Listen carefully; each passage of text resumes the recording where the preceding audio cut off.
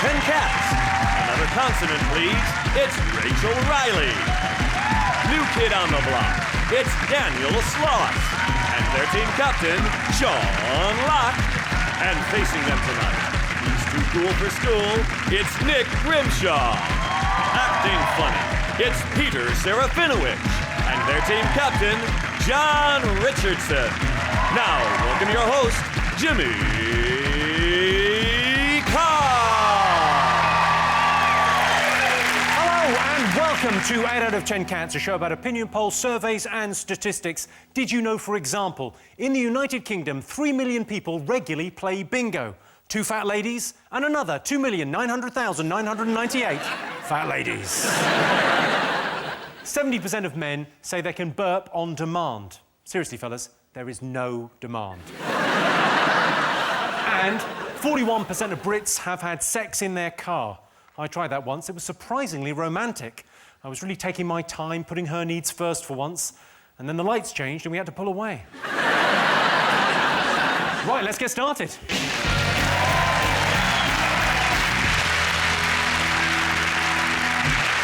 What are you talking about? That's the name of our first round. It's our panelist's job to guess the British public's top 3 most popular talking points. Sean's team, what do you think the nation have been talking about this week? Slow news week, really. It's the London riots. Things have gone a bit mental. It does seem... the world's gone mad. I mean, it really is what's happened. I mean, it's quite... As you listen to the radio, they're phone-ins, and obviously some people have more extreme reactions than others. Some people are just furious.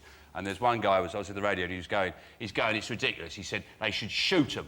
He said, they should go out there and shoot them. He said, but they can't, can they? Because it's bloody political correctness. It's PC gone mad. So I thought to myself, that's actually what we need. A copper called PC gone mad. He just goes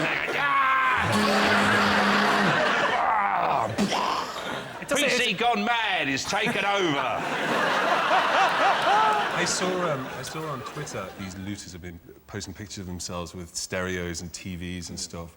And there was this one guy who posted a picture of himself with a bag of Tesco value rice. Well, let's have a look at that. Let's have a look at that. I've got the picture. Oh, wicked.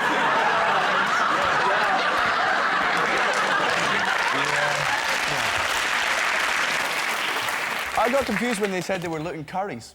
It's pleasing to know that when this show goes out, a lot of people will be trying to watch it on brand new widescreen tellies.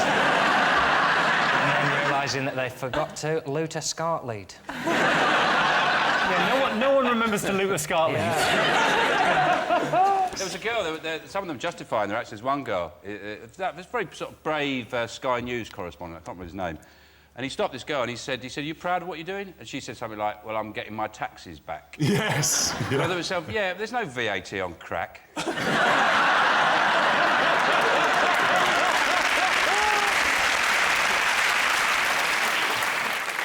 They were all going on the news early. Like, the first few days, when they didn't realise how big it was going to get, they were, like, talking on the news about what they'd done, but doing their coats up. And I couldn't think... People who don't know you anyway, and people who do know you aren't going to go, well, that sounds a lot like Barry. Barry doesn't have a coat for a forehead.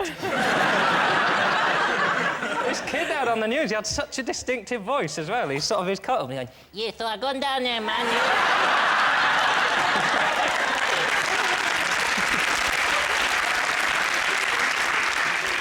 I think I'm with everyone when I say I'd like to know what else. What else did he say? Yeah, gone down there, man. There was a lot of roses on that, yeah, but I wasn't even frightened or nothing.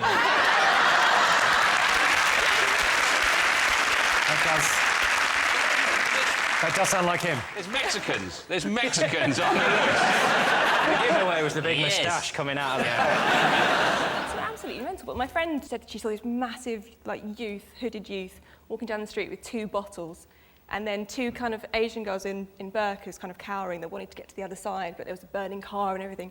She said he put down the bottles, offered them help, and escorted them through the burning riots. It's just want to be polite. You know who that is? That's Raffles, the gentleman rioter. I put my bottles down. I said, no, this won't stand. I said no, I say it stops here. I say you must not treat a lady like that. Fucking... Madam, can I assist you? Do you see, they looted an Argos. I thought that was really tragic, because they caught them, of course, because they had to wait for their loot to come up. What I liked about that is that they would have got into Argos and then they've discovered the secret of Argos. If you know this, there's nothing back there. There's just a wizard. And he gets an order through, child's badminton set. He's called Argos, isn't he? Argos the wizard. Yeah, a George Foreman grill. The other place they looted was a Vision Express. Yeah. I'm not having a go, Sean, but are they new glasses? I'll tell you what, it's very hard to loot the right prescription.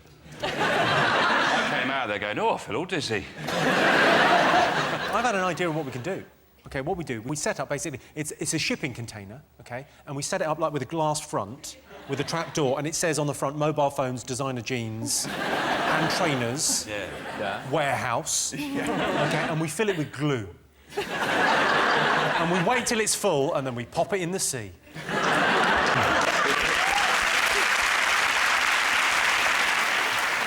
I love all the rumours that have spread. My best rumour about the riots this week was the tigers loose on Primrose Hill. True thing. Wow. And the tigers loose, they said the looters had gone into London Zoo and were barbecuing tigers. And some had escaped. I fell for that one, but only because I was on the phone at the time checking if someone had got home OK, and so I was checking Twitter while I was on the phone, and you don't have time to edit, so I was and now there's a tiger on the loose. You can't call someone back at 1 in the morning and go, yeah, now there's a rhino, I think this might be bullshit. If I was out looting, I wouldn't loot, because to me, technically, it's still shopping. And I hate shopping. If I was looting and I went into one of those shopping centres, I'd loot those foot-nibbling fish. I'd love some of those. It'd be great to come home with those, get them in the bath. Where have you been? Nowhere. I've been in a river where you get the catfish just come up to your whole body and do it. The catfish come up to your whole body? Your whole body. You hold this food, and wherever you hold it... You're so naive. Those aren't catfish. Those are men that have paid good money to be there, Rachel. Where was it? In Borneo. You go in this river, and these catfish, they're like that long. They come up to you and suck whichever bits you put your hand near. Really?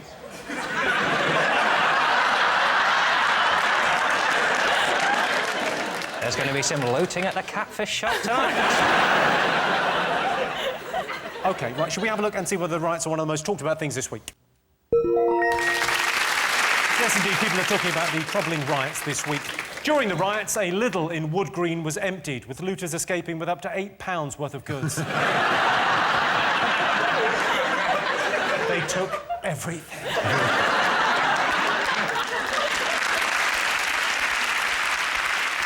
OK, John's team, what else have the nation been talking about this week? The collapse of the world economy. America's credit rating has gone... It's still AA+, which is quite incredible when you think they're $14.5 trillion in debt. But you know what America should do? Raise some money. Sell Beyonce to the Russians. Oh, she is bootylicious. We paid 10 billion rubles for Beyonce. It's terrifying to know what will happen when America collapses. Like, if you'd have said 10 years ago, America will be unable to repay China, it's just blown your mind. And China are being really cryptic with their comments. It's all like, the old dog will soon learn that when carrot is left in the sun... What are you on about? Are you saying that the Chinese people are being inscrutable? No. Good. I love China. Can't wait till they rule. Love your bean sprouts, guys. If we're learning anything, it's that the guy you want in charge of a country is a nutter. Like, the only places where the people are all right are generally where they've got nutters. Like Kim Jong-il, he just doesn't tell them about anything. Berlusconi's doing the same. He's going, it's fine. I think Silvio Berlusconi's been put in a very awkward position by this whole thing, because he's trying to maintain an erection while taking a phone call from Angela Merkel.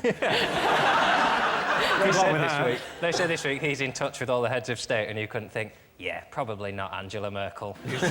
What's she doing here? I'm not angry, I'm not thirsty. What do you want down here?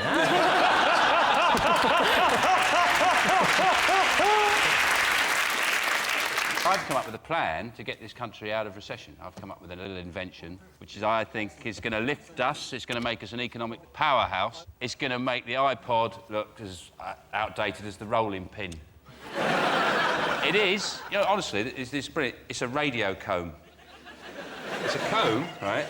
And it's got a radio in it. Imagine that. Now,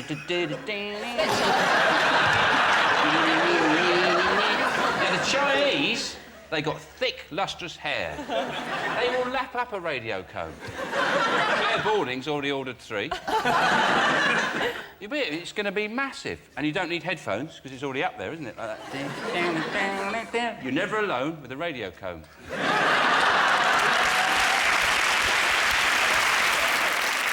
Let's have a look and see whether the financial crisis is one of the most talked about things. Yes, this is the news of another global financial meltdown. There's really nothing to worry about as long as you don't have a mortgage or credit card debts or shares or cash savings or run a small business or have a job or don't have a job or any hopes for the future. Fingers on buzzers, what else have the nation been talking about this week? Well, that's about it, isn't it? Nothing else going on at the moment. Maybe Vorderman. Vorderman's in the news. Big news. Carol Vorderman has said that kids should learn maths compulsorily until they're 18. Yeah. I mean, that's ridiculous. That's like 40 years. She said they should do it. No, it's 18 years. Where did you get him from? She said it's increasingly important to be mathematically literate in the workplace. As if, like, at what point wasn't it? And why would you commission a maths report from someone who is good at maths but unemployed? Not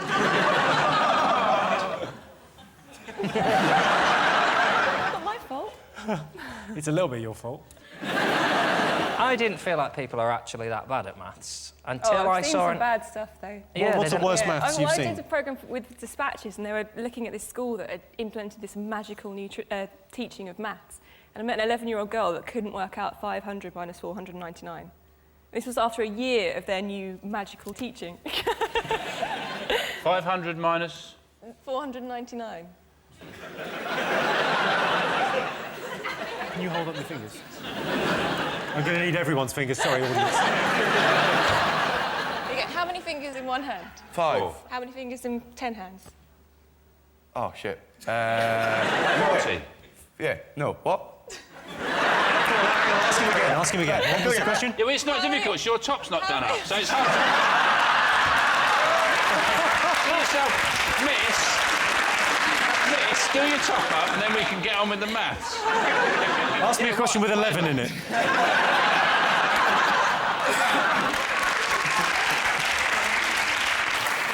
I can tell you that Carol Vorderman's not in our top 3. If Carol Vorderman is so good with figures, why does she always insist on trying to squeeze hers into a dress that's clearly 2 sizes too small?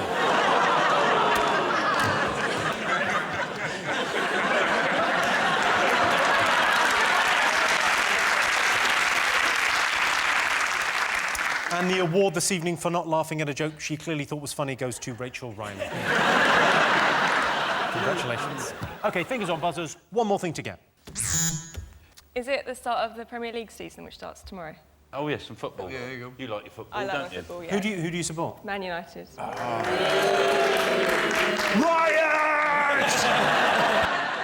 I'm a Chelsea fan, so... I'll say no. Yeah. We got a new manager. He's brought in some new rules for the players and everything. One of the rules he's brought in is you have to speak English at all times, which I think is a bit unfair. And it's going to be really hard for John Terry, because normally he just points at things and then has sex with it, so... Are you not a fan of... Because Scottish football, obviously... That's still going, isn't it? Yeah, my local team... yeah, not well, but my local team is East Fife. And our star striker is also my bin man. That's how low league it is. He has to have 2 jobs. So it's like, he'll come round in the mornings and be like, you missed that penalty, you dick. I literally do not know what's going on in football, but every season when it starts, I'm like, this is when I'm going to get into football. And then I last about 20 minutes of one match. And I'm like... You'll get into it this year, because I think in about 2 weeks, Wayne Rooney's going to look like you.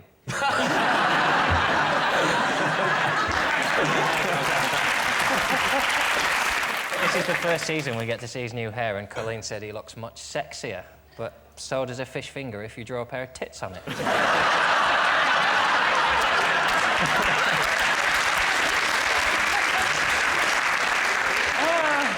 Oh, crunchy booby. Rooney said after the Community Shield, yeah, we were behind, but then we won, because we literally don't know when a game is over. But the problem is they're so thick that you just take it literally. You think, I imagine you don't know when a game is over. I imagine if someone didn't come and get you, you would just run all the time.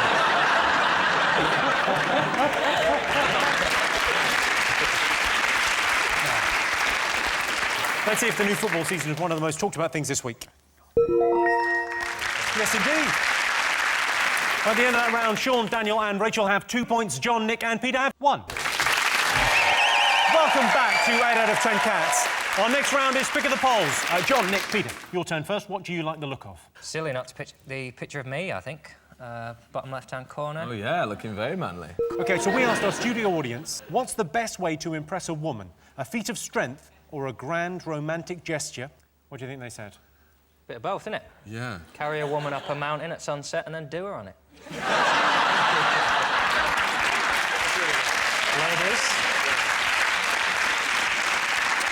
Ah, the romance of being done on a mountain. My friend was actually proposed to like that. They were on Well, she was being done on a mountain.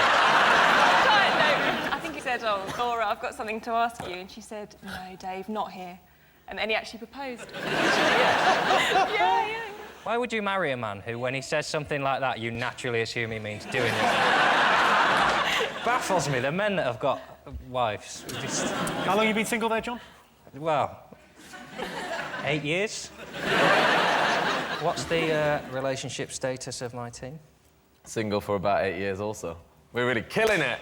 Good strong wrist. Yeah.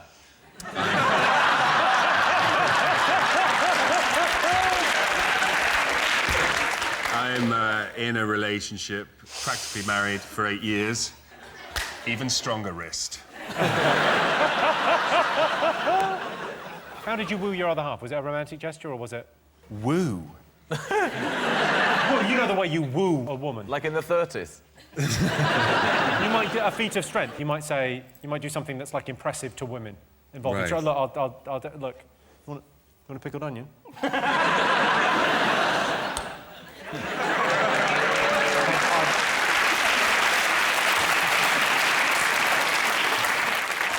Give those to Sean. Give them to me. There you go. You can, but that's the traditional way to impress a woman, is that it's a feat of strength. It's like a... Just open it. It's just been opened, Sean. Yeah, it's a trick, isn't it? No, it hasn't.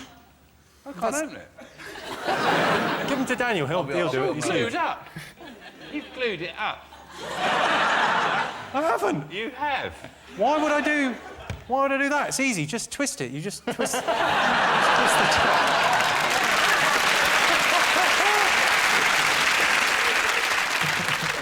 top. So a feat of strength or a romantic gesture, what would woo you? It's got to be a romantic gesture, hasn't it? So what kind of romantic gesture? I'd say something like this. What about something like this?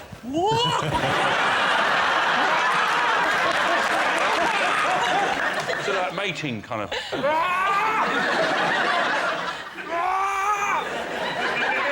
that sexy?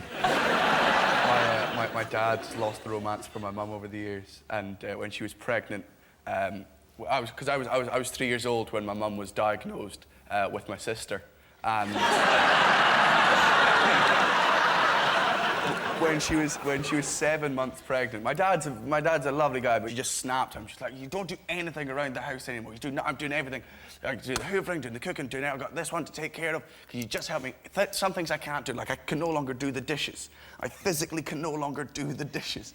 Then the next day when my mum went to work, my dad spent the day welding a semicircle into the sink so she could get the dishes.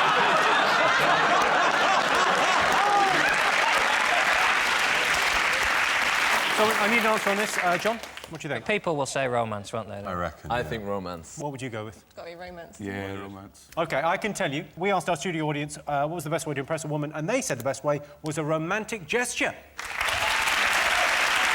My ex-girlfriend was quite a big girl, so often I'd combine a feat of strength with a romantic gesture by letting her go on top. And the winner is the name of our final round. Here's your question. Most inappropriate thing to do at a funeral? Sing Happy Birthday. Nick, have you done anything bad at a funeral? No, I've never done anything bad at a funeral. I don't think anyone has, have they? I've done some quite bad things at funerals. Like what? Widows.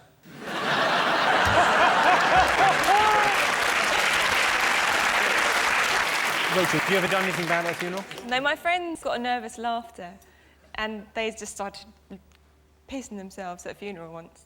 Oh, no, that's OK. You can normally mask that, because even if you laugh really heavily, if you try and stifle a laugh, it's sort of, you've got the shoulders going, and that can look like you're crying. You can just cover the... You can normally get away with it. Yeah, but that doesn't help, does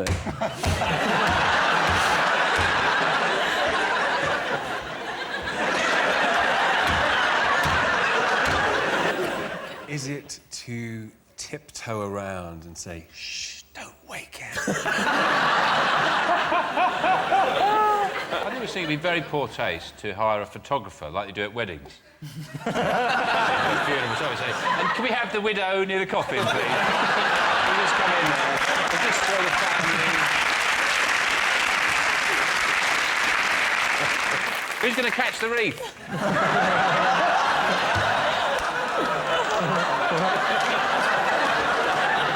Come on, Nana, you should get it. It's to do with the eulogy. Speaking ill of the dead? Sort of, but it's more specific. Oh, it's something that happens at comedy gigs all the time. Is it heckle the eulogy? That is the right answer. Yes, the most inappropriate thing to do at a funeral is heckle during the eulogy. Some cultures bury their dead, some cremate the bodies. In Britain, we prefer to hide the corpse in a cupboard for a couple of years so we can keep claiming their benefits. Well, that sound tells me it's the end of the round and the end of the show, which means the final scores are John, Nick and Peter have 2 points. Sean, Daniel and Rachel are the winners. They've got 4. Thanks to all our panellists, our wonderful studio audience, and to all of you for watching at home. If you want more, tune in to 8 out of 10 Cats Uncut on Wednesday. That's it from us. Good night.